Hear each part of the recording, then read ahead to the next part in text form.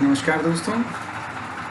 आज फिर से एक बार आप सभी का मैं अपने channel Vidya Bhavan astro research centre में स्वागत करता हूं, फिर एक नए विषय के साथ, जिसमें हम ज्योतिष से संबंधित ग्रह शुक्र के विषय में चर्चा करेंगे। आज हम शुक्र के बारे में जिन विषयों पर विचार करेंगे उसमें शुक्र की कई महत्वपूर्ण जानकारियां जो अब तक विचार नहीं की गई और लोगों ने विभिन्न मतों से ग्रहों के विभिन्न दोषों और गुणों के बारे में जिक्र किया। हम शुक्र के बारे में जिन विषयों से अवगत हैं, जैसा कि शुक्र एक राजसी ग्रह है, राक्षसों का दैत्य गुरु शुक्राचार्य से शुक्र का संबंध स्थापित किया जाता है। क्योंकि शुक्र दैत्य गुरु शुक्राचार्य से संबंधित थे और ये माना जाता है कि बृहस्पति देवगुरु थे। दोनों राशियां भिन्न हैं।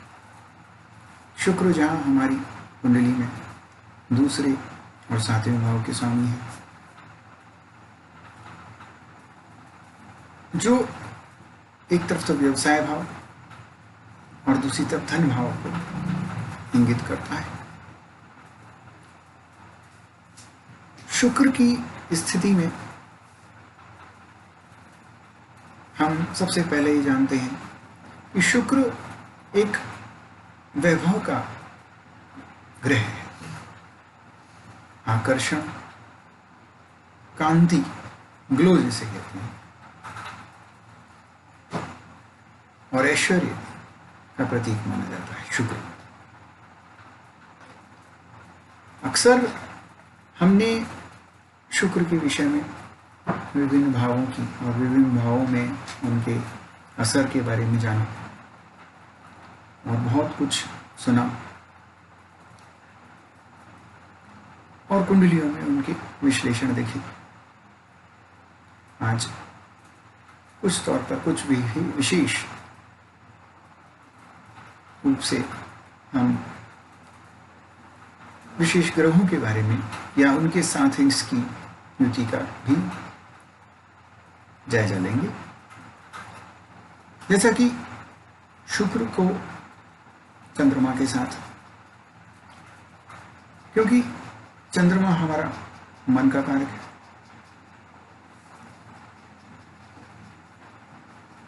तो शुक्र जब चंद्रमा के साथ है तो हमारे जो चतुर्थ भाव को भी इंगित करता है शुक्र, चंद्रमा, और शुक्र उसमें बली है, तो व्यक्ति के मन पर वैभव और ऐश्वर्य का प्रभाव तेजी से होता है। हर व्यक्ति के जीवन में वैभव, क्योंकि चतुर्थ भाव भूमि, भवन, विलासिता, वाहन से संबंधित है, तो ये सब शुक्र के बली होने और उसकी उपस्थिति की वजह से और भी अधिक प्रभावित हो जाते हैं। दूसरी ओर चंद्रमा के बाद अगर हम बुध को लेते हैं तो वाणी भाव, परिवार भाव और धन भाव, जब शुक्र और बुध का संयोजन हो जाता है तो व्यक्ति के जीवन में वाणी प्रभावित हो जाती है। व्यक्ति में मार्केटिंग का, वाचाल होने का गुण आ जाता है और इसके अलावा खाने पीने में विभिन्न अभिरुचियां भी डेवलप हो जाती हैं। खाने पीने की चीज़ों में रुचि होना भी एक स्वाभाविकता है। वहीं शुक्र को अगर हम मंगल के साथ लेते हैं, तो पहले पिछले वीडियो में मैंने मंगल के बारे में जिक्र किया था कि शुक्र का मंगल के साथ, क्योंकि शुक्र एक जलीय भावनात्मक ग्रह है, उसके साथ मंगल का होना अग्नि तत्व के साथ, तो इस स्थिति में अगर सही तौर पर अगर इसका अच्छा अगर विचार किया जाए, कुछ पॉजिटिव दृष्टि से देखा जाए, तो व्यक्ति में कुछ ना कुछ रचनात्मक गुण और टेक्निकली कोई अभिरुचियाँ पैदा हो जाती हैं। व्यक्ति चाहता है कि कुछ ऐसी तकनीकी योग्यताएं अर्जित कर लें जो जीवन के विभिन्न पहलुओं को और एक नए दृष्टिकोण को दिखाएं। अक्सर देखा गया है कुंडली में कि शुक्र और मंगल की युति वाले व्यक्ति जहाँ एक और प्रेम संबंधों में अग्रणी रहते हैं, वहीं दूसरी ओर उनमें किसी न किसी रचनात्मक और कलात्मक गतिविधि की रुचियाँ और गतिविधियाँ पाई जाती हैं। चित्रकारी और कोई इंस्ट्रूमेंटल एक्टिविटीज़ में शामिल होना, ये इस तरह के व्यक्तियों में अधिक देखी गई। अगर शुक्र के साथ अगर बृहस्पति हो, इससे आगे हम देखते हैं, तो बृहस्पति का भी एक विलक्षण स्वरूप शुक्र के साथ सामने होता है। शुक्र के साथ बृहस्पति, चूंकि दोनों महत्वपूर्ण ग्रह हैं, एक तरफ तो शुक्र है, दूसरी ओर बृहस्पति, जहां एक और ज्ञान है, ज्ञान के साथ शुक्र की चतुराई, उसका अस्तित्व से संबंधित एक संघर्ष,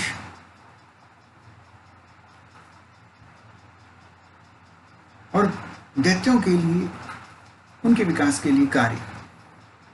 वहीं जीवन में शुक्र और बुध व्यक्ति में एक नए परिवर्तन का संकेत देता है,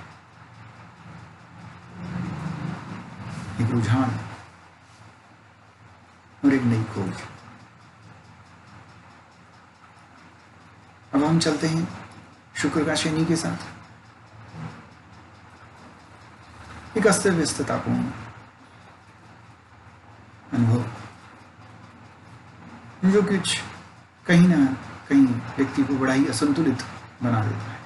उसके जीवन में कुछ, जैसे ये कहा जा सकता है, व्यक्ति को आजकल देखा जाता है कि व्यक्ति को फटे कपड़े पहनने का शौक है। लोग जीन्स पहनते हैं तो उसमें भी जगह जगह से उसको काट के या उसको फाड़ करके पहनना पसंद है। तो ये शनि की उपस्थिति का सूचक है कि वो शनि का प्रतीक बनता जा रहा है, कि वो अपने जीवन में बैठे बैठे ही शनि को आमंत्रित कर रहे हैं। अगली ओर हम देखते हैं कि शनि के अलावा अगर शुक्र बुध के साथ हो जाए, शनि के अलावा अगर बुध राहु के साथ हो जाता है, शुक्र और बुध की युति हो जाती है, शुक्र और राहु की युति एक महत्वाकांक्षा को बहुत तेजी से बढ़ाती है।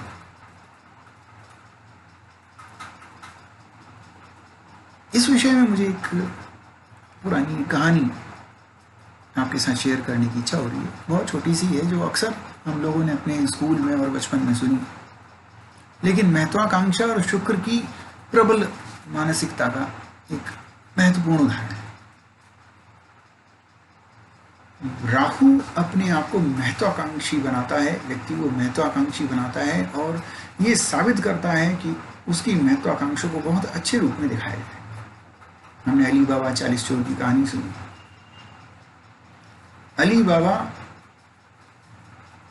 को बड़ा ही अच्छा इंसान बताया गया, बल्कि वो एक चोर था। उसने उसके लिए कत्ल किया। ये कहानी सबने सुनी होगी, किंतु उसकी महत्वाकांक्षा इतनी कि उसने धन के लालच में अपने 40 लुटेरों को कत्ल किया, स्वयं उस लूटे हुए धन के ऊपर ऐश किया। तो जहां राहु का ये रूप सामने आता है, तो वो धन के लिए अपनी महत्वाकांक्षा को विकृत कर देता है, लालसा को बढ़ा देता है और स्वयं को दोष भी नहीं लेने देता।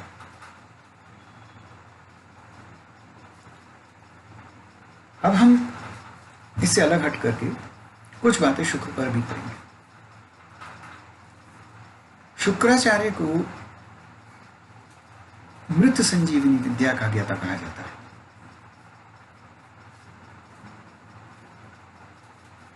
मृत संजीवनी विद्या सर्वप्रथम शुक्राचार्य को हुई थी। और दूसरी तरफ अगर हम विज्ञान के और आयुर्विज्ञान के स्रोतों को देखते हैं, तो शुक्र हमारे जीवन में बहुत महत्वपूर्ण स्थान रखता है। मनुष्य के जीवन में जीवन शक्ति को शुक्र के रूप में देखा जाता है। संजीवनी शक्ति क्या है? जहां एक बार एक तरफ शुक्र अगर मनुष्य के जीवन में ठीक स्थिति में नहीं है, तो रोगों का भी कारक होता है। आयुर्विज्ञान की दृष्टि से ये कहा जाता है कि शुक्र संचय का कारक है, पोषण का कारक है। और ये शुक्र के लिए ज्योतिष में भी कहा गया है। अगर हम आयुर्विज्ञान की दृष्टि से देखते हैं, तो ये कहा जाता है ब्रह्मचर्येण तपसा देवा मृत्युर्मुपाद्यन्ते, अर्थात ब्रह्मचर्य के तप से मनुष्य मृत्यु पर भी विजय प्राप्त करता है। तो ये बात सही है कि शुक्राचार्य के द्वारा ये कहा, और शुक्राचार्य का मृत संजीवनी का ज्ञाता होना ये एक संकेत भी है, क्योंकि आज मृत संजीवनी विद्या को आम तौर पर बहुत कम लोग जानते होंगे या नहीं भी जानते। लेकिन दूसरी तरफ अगर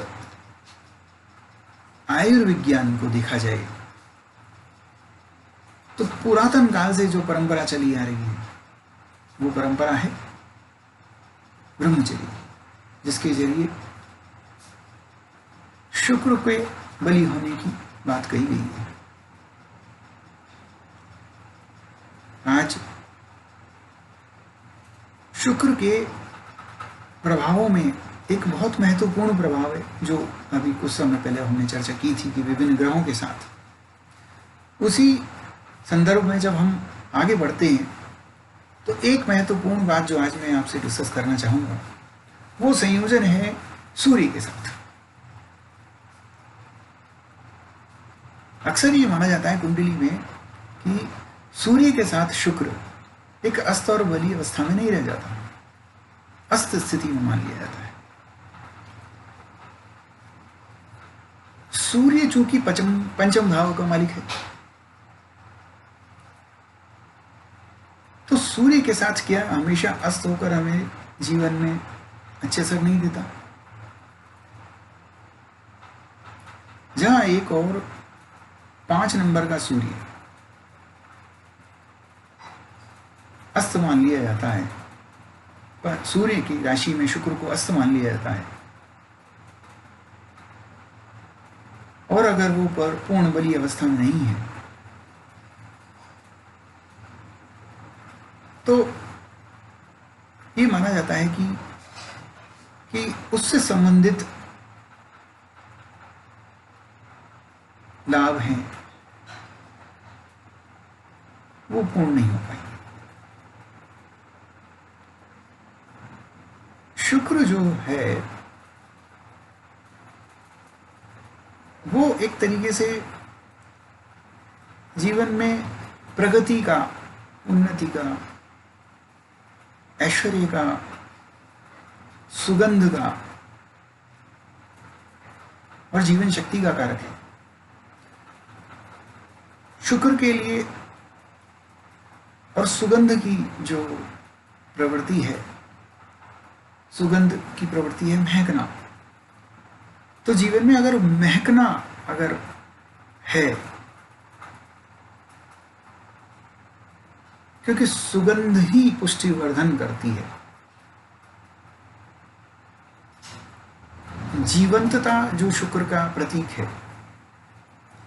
एक छोटे से उदाहरण के लिए मैं जो आपको देना चाहूंगा कि शुक्र अगर सूर्य के साथ है, हमने साधारण तौर पे देखा होगा कि हम फूलों को भी अगर पत्तियों को तेज धूप में रख देते हैं तो मुरझाने लगती हैं और उसकी चमक खत्म हो जाती है। वहीं दूसरी ओर जब सूर्य के साथ शुक्र का दूसरा दृष्टिकोण देखते हैं तो कुछ ऐसी चीजें भी होती हैं जो हमने कई बार जन्मपत्री में देखी और विश्लेषण किया और लोगों के साथ जीवन में पाया कि सूर्य के साथ शुक्र, चूंकि शुक्र स्त्री प्रधान है और स्त्री तत्व का कारक है, तो ऐसी स्थिति में शुक्र जो है किसी पुरुष की कुंडली में अगर शुक्र सूर्य के साथ है तो कन्या संतान की अधिकता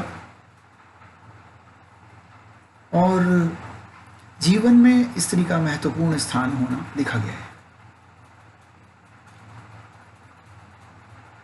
एक विशेष भाव के अनुसार अगर हम देखते हैं तो जो कि शुक्र का संबंध हमारे धन भाव से भी है, व्यवसाय भाव से भी है। तो इसी संदर्भ में विचार करते हुए हम ये देखते हैं कि अगर हम सीधे दशम भाव से अगर इसको देखें तो यदि सूर्य दशम भाव में बैठ जाए और वहां शुक्र भी हो तो मेरा मानना यह है कि दशम भाव में जो कर्म भाव होता है, जहां सूर्य अपने आप में अपना महत्वपूर्ण स्थान भी रखता है, तो जहां एक तरफ व्यावसायिक और कर्म क्षेत्र का जो चुनाव होगा वो चुनाव शुक्र से संबंधित कार्य और गतिविधियों में होगा। व्यक्ति सौंदर्य प्रसाधन से संबंधित कार्य, सुगंध से संबंधित कार्य, ऐश्वर्य से संबंधित चीजों से संबंधित कार्य,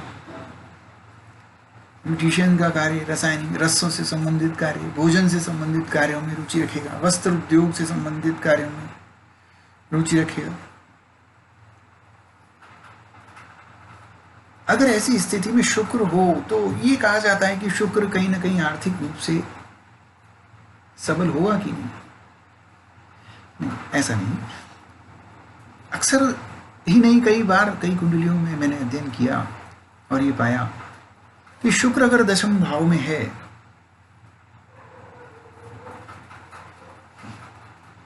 वहीं अगर रोजगार की दृष्टि से देखा जाए तो ऐसे क्षेत्र में कई बार जब कार्य करने वाले व्यक्ति के जीवन में किसी स्त्री बॉस का होना या किसी महिला सहकर्मी का उच्च स्थान पे होकर के उसका सहयोग किया जाना देखा गया है। अर्थात कोई महिला बॉस हो और वो उस व्यक्ति के कार्य क्षेत्र में लीडिंग रोल प्ले करती है। दूसरी ओर चूंकि शुक्र ग्लो यानी चमक का कारक है, दशम भाव में सूर्य की उपस्थिति में चूंकि कर्म क्षेत्र है और सप्तम भाव में चंद्रमा है, चौथे घर में, ऐसी स्थिति में पर्सनालिटी और व्यक्ति के जीवन में जो कर्म क्षेत्र है उसमें एक चमक का कारक बन जाता है शुक्र, कि शुक्र व्यक्ति के कार्य क्षेत्र को दमका देगा, चमका देगा। जहां एक और मन सीधे तौर पर दशम भाव को देखता है, मन से व्यक्ति हर हाल में जब अपने कर्म क्षेत्र में डूबा हुआ है, उसमें रचा बसा है, तो शुक्र उस क्षेत्र को दमका देगा।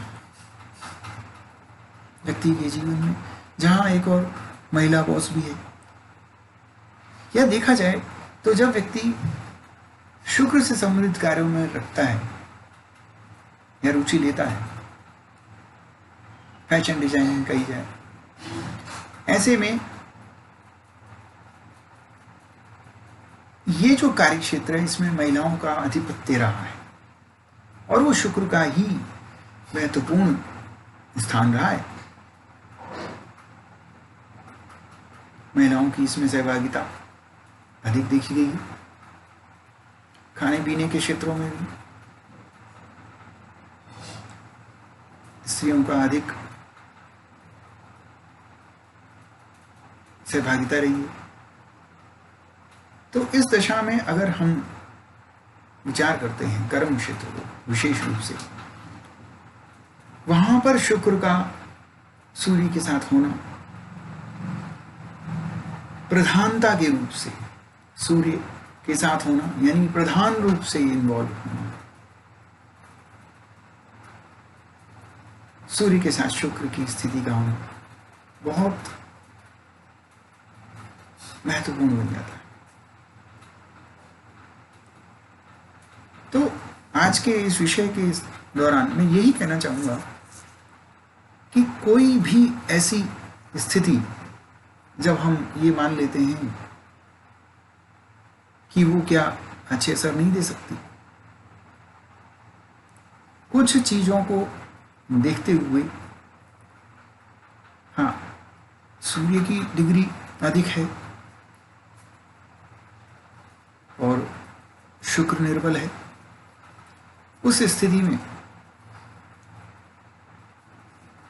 ये कुछ नकारात्मक हो सकता है, मगर फिर भी शुक्र अगर अपनी स्थिति को बरकरार रखता है और सूर्य अपनी सामान्य डिग्री में है और मध्यम स्तर पर है, तो शुक्र अपने बलाबल का पूर्ण उपयोग कर इन परिस्थितियों से व्यक्ति को फायदा दे सकता है। हमें कुंडली के इन पहलुओं पर विचार करना चाहिए और मैंने ये देखा है कि कुंडली के ये पहलू काफी हद तक व्यक्ति को नए तरीके से सोचने और उसमें कई परिवर्तन देखने को हमें बाध्य करती है और दिखाती है। कुंडलियों में ऐसा कई बार देखा गया। इसी संबंध में मैं आपसे भी अनुरोध करना चाहूंगा कि अगर ऐसा कोई संयोजन आपकी कुंडली में है तो आप मुझसे शेयर करें